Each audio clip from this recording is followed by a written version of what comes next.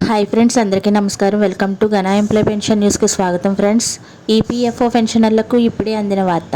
ఆ వివరాలు ఏంటి వీడియోలో తెలుసుకుందాం. ఫ్రెండ్స్, వీడియోని ఎక్కడ స్కిప్ చేయకుండా చూడండి. వీడియో మీకు నచ్చినట్టయితే మా ఛానల్ లైక్ చేయండి, షేర్ చేయండి, సబ్స్క్రైబ్ చేయండి. ఫ్రెండ్స్, ఇక వివరాల్లోకి అయితే వెళ్ళిపోదాం.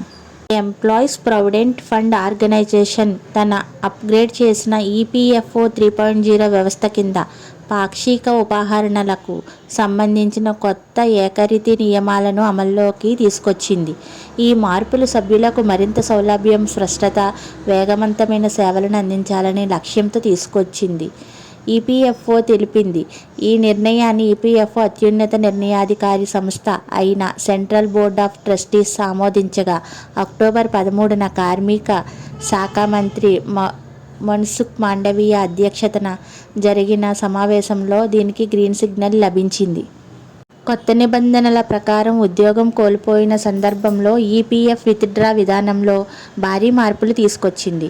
ఇప్పటి వరకు ఉద్యోగం కోల్పోయిన తర్వాత నెల వరకు 75%, 2 నెలల తర్వాత మిగిలిన 25% విత్డ్రా చేసుకునే అవకాశం ఉండేది. కానీ ఇప్పుడు ఈపీఎఫ్ఓ 3.0 కింద సభ్యులు ఉద్యోగం కోల్పోయిన వెంటనే తమ ఈపీఎఫ్ బ్యాలెన్స్లో 75% తీసుకోవచ్చు. అయితే మొత్తం 100% విత్డ్రా చేసుకునేందుకు 12 నెలల నిరంతర నిరుద్యోగం అవసరం ఉంటుంది.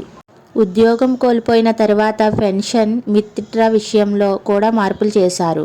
గతంలో ఉద్యోగం కోల్పోయిన 2 నెలల తర్వాత పెన్షన్ ఉపసంహరణకు అవకాశం ఉండేది. కొత్త నిబంధనల ప్రకారం సభ్యులు ఇప్పుడు 36 నెలల నిరంతర నిరుద్యోగం తర్వాత మాత్రమే పెన్షన్ మొత్తాన్ని ఉపసంహరించుకోగలరు. కంపెనీ లాకౌట్ లేదా మూసివేత పరిస్థితుల్లో గతంలో ఉద్యోగి వాటా లేదా మొత్తం డిపాజిట్లో 100% వరకు మాత్రమే ఉపసంహరణకు అవకాశం ఉండేది. ఇప్పుడు కొత్త నియమాల ప్రకారం ఉద్యోగులు తమ ఈపీఎఫ్ కార్పస్లో 75% వరకు తీసుకోవచ్చు. మిగిలిన 25% ఖాతాలో తప్పనిసరిగా కొనసాగాలి. అంటువ్యాధి లేదా మహమ్మారి పరిస్థితుల్లో ఈపీఎఫ్ ఉపసంహరణ విషయంలో పెద్దగా మార్పులు లేవు. 3 నెలల ప్రాథమిక జీతం, డిఆర్ఎస్ అలవెన్స్ లేదా ఈపీఎఫ్ బ్యాలెన్స్లో 70% ఏది తక్కువైతే అది విత్డ్రా చేసుకోవచ్చు. అయితే ఈ విధానం ఇప్పుడు ఈపీఎఫ్ఓ 3.0 కింద ఒకే విధమైన ప్రమాణాలతో అమలవుతుంది. ప్రకృతి వైపరీత్యాల సందర్భంలో గతంలోనూ 5,000 లేదా ఉద్యోగి సహకారంతో 50% వరకు మాత్రమే ఉపసంహరణకు అవకాశం ఉండేది. ఇప్పుడు అన్ని పాక్షిక ఉపసంహరణల మాదిరిగానే కనీసం 12 నెలల సేవాకాలం తప్పనిసరిగా ఉండాలి. వైద్య చికిత్స కోసం ఈపీఎఫ్ ఉపసంహరణ నిబంధనలు యథాతథంగా కొనసాగుతున్నాయి. సభ్యుడు లేదా కుటుంబ సభ్యుల చికిత్స కోసం 6 నెలల జీతం, డిఆర్ఎస్ అలవెన్స్ లేదా ఉద్యోగి సహకారం ఏది తక్కువైతే అది ఉపసంహరించుకోవచ్చు. అయితే దీనికి ఇప్పుడు కనీసం ఏడాది పాటు సర్వీస్ చేసి ఉండాలి.